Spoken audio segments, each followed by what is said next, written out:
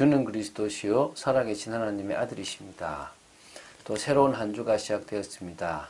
고린도 후서를 봐 나갑니다. 쉽게 생각했는데 참 어려운 부분들이 많다는 것들을 봅니다. 바울이 참 의미를 담고 율법을 벗어나고 또 복음의 깊은 비밀을 누리기를 바라는 마음으로 참 의미 있게 썼다는 것들을 보게 되는데 우리가 볼 때는 좀 어려운 부분도 있다고 보입니다. 그러나 그 말씀들이 성령의 역사로 이해되어질 것이고 깨달아질 걸로 믿습니다. 복음으로 충만한 여러분 되시기를 주 예수 그리스도 이름으로 축원드립니다. 자, 고린도후서 3장 12절부터 18절 말씀을 보도록 하겠습니다. 우리가 지난주에 봤던 3장 4절부터 11절에서 바울 자신은 새 언약의 일꾼이다. 그렇기 때문에 자신은 사도로 부르심을 받았다. 나는 그 부분에 대한 확신이 있고 긍지가 있다라고 밝혔습니다.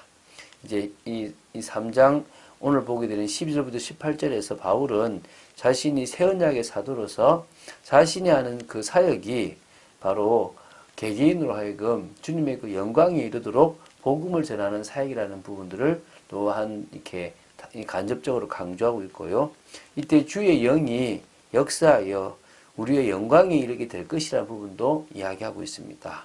오늘 그 부분을 같이 한번 나누어 보면서 은혜를 받게 되기 바랍니다. 자, 12, 13절을 먼저 보겠습니다. 우리가 이 같은 소망이 있으므로 담대히 말하노니 우리는 모세가 이스라엘 자손들에게 장차 없으실 것의 결국을 주목하지 못하게 하려고 수건을 그 얼굴에 쓴 것 같지 아니하노라. 자, 이 지금 11절에 10절 11절 보면 영광 가운데 있게 될 것이라는 부분들을 이야기합니다. 그게 바로 우리가 가지게 되는 소망입니다. 우리가 하나님의 영광 가운데 하나님의 영광이 우리에게 임해서 그 영광이 우리가 정말 영광으로 왕노릇하게 될 것이라는 부분들을 로마서 곳곳곳곳에 기록되어 있습니다. 이 지금 고린도 후서에도 이 부분이 지금 기록되어 있는데요. 그 소망이 있기 때문에 바울은 담대히 말할 수 있습니다. 이스라엘 백성이 가장 존경하고 위대한 지도자라고 말하는 모세를 빗대어 자신들의 사역이 그보다 더 낫다는 부분들을 지금 이야기하고 있는데요. 13절에 보면 이렇게 나오잖아요. 출애굽기 34장 29절부터 35절에 나오는 그 모세가 하나님을 배웠고 십계명을 가지고 왔을 때 얼굴에서 빛이 나는 그것에서 보여주지 않으려고 수건을 이렇게 가렸던 그런 부분들을 가지고 지금 이야기합니다. 모세는 자신의 얼굴에서 나는 빛을 가리기 위해서 수건을 가렸는데요. 수건을 썼는데요. 그 이유가 뭐 여러 개까지 있겠지만 이 바울은 뭐라 그러냐면 장차 없어질 빛이기 때문에 그 빛을 이스라엘 자손들이 이스라엘 자손들이 그 장차 없어질 그 영광에 주목하지 못하게 하려고 수건을 썼다고 합니다. 그런데요, 지금 이제 바울은 뭐라 그러냐면, 우리는 그렇지 않다. 우리가 전하는 이 복음은 그렇지 않다. 모세는 그것을 주목하지 않게 하려고 수건을 그 얼굴에 썼지만, 우리가 전하는 이 복음은 영광에 이르게 될 것이기 때문에 그것과는 비교할 수 없다라는 이야기를 지금 하고 있습니다. 그러면 율법의 모세의 아주 정통한 사람이라면 당연히 이 바울의 이 말에 화가 날 수 있다고 보시면 되겠죠. 자, 그 다음은 보겠습니다.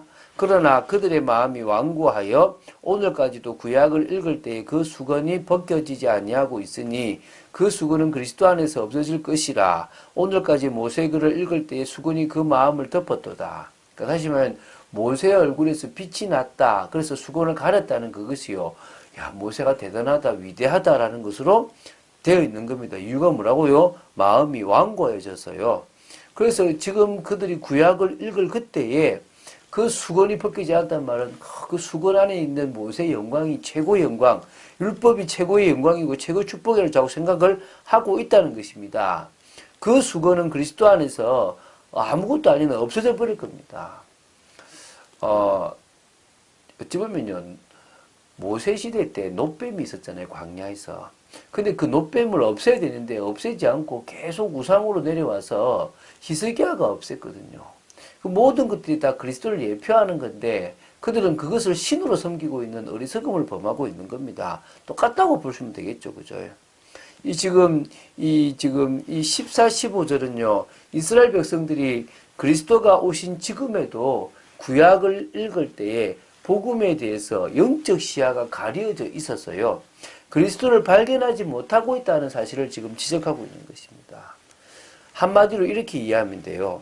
새 언약으로 오신 예수 그리스도, 또한 그 새 언약을 전파하는 참 사도의 메시지를 배격하는 이스라엘은 옛 언약인 구약 성경을 열심히 읽고 있지만도 그 옛 언약에서 궁극적으로 제시하고 있는 그리스도를 만나지 못하고 있다는 것입니다.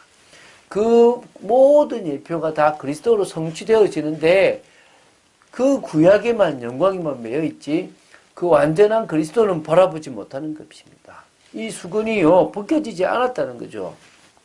오늘 이 시간 이 안타까움에서 우리가 벗어났다는 거, 그리스도의 영광을 볼 수 있다는 거 얼마나 축복입니까? 그러나 언제든지 주께로 돌아가면 그 수건이 벗겨지리라. 모든 예표의 핵심인 그리스도를 바라보기 시작하면 다 벗겨집니다. 영적 어두움을 벗어나려면 주께로 돌아가면 됩니다. 주님을 바라보면 됩니다. 주님을 바라보는 고린도 성도들을요, 교회 성도들을 다시 율법으로 뒤섞고 있는 저런 어리석은 악한 자들이 있다는 거예요. 그들을 벗어나야 됩니다. 유대인들을 비롯한 어떤 사람이든지 그리스도에게로 돌아오기만 하면 영적 시야를 가리던 수건이 벗겨짐으로 인하여 진리를 바로 인식하게 된다는 것입니다. 그런데 그들의 눈을 자꾸 가리면 안 되겠죠. 복음의 능력, 복음의 우월성을 알아야 되는 것입니다.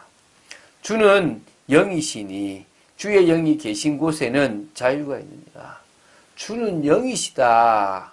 이걸 가지고 삼위일체를 이렇게 정당화시키는 부분으로 이 부분을 쓰기도 하지만요. 바울은 그 의도로 기록한 것이 아닙니다. 주는 영이시기 때문에 주 예수 그리스도를 모심으로 주의 영이 임하는 곳에는 자유함이 있습니다. 요한복음 8장 32절에 진리를 알지니 진리가 너희를 뭐요? 자유하게 하리라. 우리가 진리를 알게 되므로 자유하게 됩니다. 율법과 대조되는 이 복음의 우월성을 잘 드러낼 필요가 있다는 거죠. 자, 18절입니다. 우리가 다 수건을 벗은 얼굴로 거울을 보는 것 같이 주의 영광을 보매 그와 같은 형상으로 변화하여 영광에서 영광에 이르니 그 주의 영으로 말미암음이라. 자, 새 언약을 받아들임으로써요, 구약의 옛 언약을 버리게 된다는 의미를 다 수건을 벗은 얼굴로 거울을 보는 것 같이 된다는 것으로 지금 설명하고 있는 것입니다. 여러분은 정말 새 언약을 통하여 구약의 옛 언약을 벗어버리게 되길 바랍니다. 그러므로 주의 영광을 보게 될 것입니다. 그리고 우리도 주의 영광과 같은 형상으로 변화하게 될 것을 의미합니다. 이것이 바로 진정한 우리의 소망입니다. 영광에서 영광에 이르는 것입니다. 주님의 영광으로 말미암아 우리가 영광에 이르게 될 것이라는 의미가 있는 것입니다. 바로 주의 영이신 성령의 역사로 말미암아 반드시 되어질 일이라는 것입니다. 우리에게는 소망이 있습니다. 주의 영광이 이르는 것입니다. 종교적이고 율법적인 것에 매이지 말고 복음의 능력으로 참 자유하게 되기를 주 예수 그리스도님 축원드립니다. 그래서 우리는 다른 말고요, 성령 충만 받으면 돼요. 이번 주 안에 성령 충만 소통하게 되기를 바랍니다. 그럴 때 우리는 참된 치유가 일어납니다. 그럴 때 우리는요, 주님의 능력으로 세상을 변화시키고 정복할 수 있는 것입니다. 신앙생활의 걸림돌은 우리 속에 여러 가지 문제입니다. 그 문제들이 우리를 계속 은혜 속에 있지 못하게 하고 오히려 더 잡히게 만들고 실패하게 만듭니다. 그래서 주님은 성령 충만함 받으라 그런 겁니다. 성령 충만함 받을 때 우리는요, 해결됩니다. 그 성령 충만으로 들어가기 위해서 오직의 축복, 성령 충만으로 들어가기 위해서 예배의 축복, 나만의 성령 충만의 비밀을 가지게 된다면 우리는요, 영적인 비밀을 누구보다도 조금씩 더 알아가게 될 줄로 믿습니다. 자, 틀을 벗어버리기 바랍니다. 눈에 보이지 않는 세상 근성이 있습니다. 그 틀입니다. 노예 근성, 광야 근성, 포로 근성, 속국 근성 등이라는데 이런 틀을, 눈에 보이지 않는 틀을 벗어버려야 됩니다. 창세기 3장에서 시작된 잘못된 그릇을 빨리 바꿔야 됩니다. 더 시급한 것은요, 교육의 틀입니다. 세상적인 성공이 아니라 서밋을 만드는 틀을 준비해야 될 줄로 믿습니다. 자, 우리는 소망이 있습니다. 우리는 과거에 매이지 않고 새 언약, 그 그리스도의 비밀로 말미암아 달라진 인생이 되었다는 것입니다. 오늘 그 축복을 누리고 완전히 달라질 그 영광이 이른 날을 소망하며 오늘도 우리의 걸음을 걸어가야 될 줄로 믿습니다. 네, 이 시간 기도하겠습니다. 주는 그리스도시요 살아계신 하나님의 아들심을 고백합니다. 말씀 따라가기를 간절히 소원하며 하나님의 뜻과 계획을 이루어가는 믿음의 사람으로 서기를 간절히 소원합니다. 진정으로 저희들에게 소망이 있음을 고백합니다. 저희들에게 수건이 벗겨졌음을 고백합니다. 저희들에게 영광이 임하고 또 그 영광으로 말미암아 완전한 영광의 자리에 가게 될 줄로 확신합니다. 역사하여 주시옵소서. 틀을 바꾸는 참된 축복 누리기를 간절히 소원합니다. 성령의 능력을 되찾기를 간절히 소원합니다. 역사하여 주시옵소서. 주 예수 그리스도 이름으로 기도드립니다. 아멘.